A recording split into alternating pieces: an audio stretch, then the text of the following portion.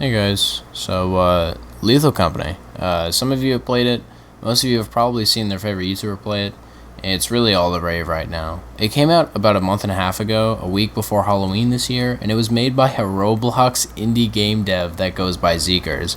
I really have to say, congrats to you Zeekers for making a hit game that's currently beating AAA games like Counter-Strike 2, Call of Duty, and Cyberpunk since these last few weeks. And I wanted to just make a quick review over the game in its early access state. So I played the game a few weeks ago when a friend introduced it to me, and personally I love this game. With the rising popularity of it, I really hope the game doesn't just sit and collect dust in my Steam library, just be played on like a rainy day inside like Among Us. But the premise of the game is very intriguing. You and some colleagues who work at a company are tasked to find some scrap that meets the company's quota. You settle on a moon to pick, and you find that although through the various different moons that are mysterious and empty, that the inside of the abandoned facility is generally just the same design across the beginner maps like Experimentation, Assurance, Vow, Offense, and March. I mean, these facilities have the same metal and concrete floors and the brick walls with various items to grab scattered around them. If you've gotten any further into the moons other than just the first 5, you know that the expert moons are much more different. I've booted up multiple save files and played roughly 50 to 100 games of Lethal Company, and the journey to the facility in the beginner and intermediate maps during the daytime is very bland after a while.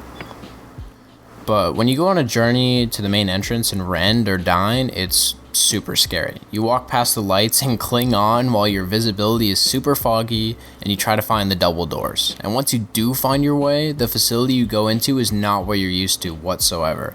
You're greeted with what seems to be a haunted mansion with bookcases, weird rooms, and eerily quiet creaks from the wooden floorboards. Not to mention, the monsters that you normally find in the expert rooms, they really make you piss your pants when you see 5 coil heads, 2 jesters, or maybe even the ghost girl. And if you've gone beyond and flew to Titan, however, it's a little disappointing, sadly. There's flights of stairs that you're going up to the main entrance, and it really adds a layer to the spookiness of that moon. But you walk up to the double doors and you find that the facility is the exact same as the beginner maps, just with harder mobs to spawn.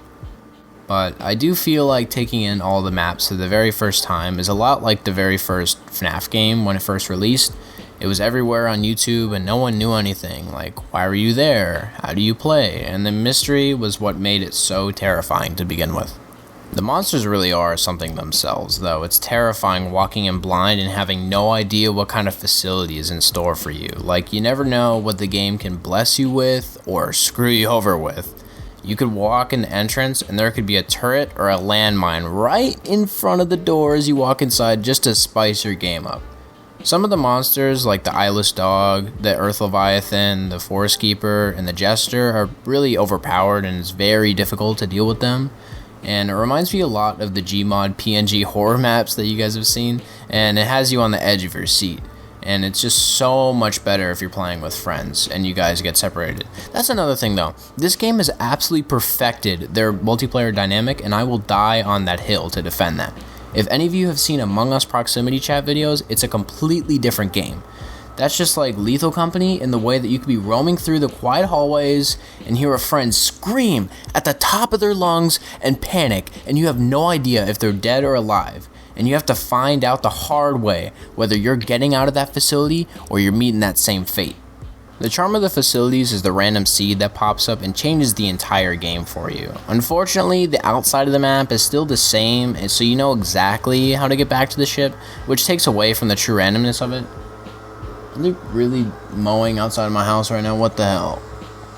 Okay, anyways, they're gone from my house now. We can continue doing the video. But that's not just to say that the game is the same every single time you play it, because there's 8 moons and the seed that is 1 in 10 million, so it's really completely different every single time you walk through that main entrance. Overall, I do think the game is fantastic and it's still being developed as we speak.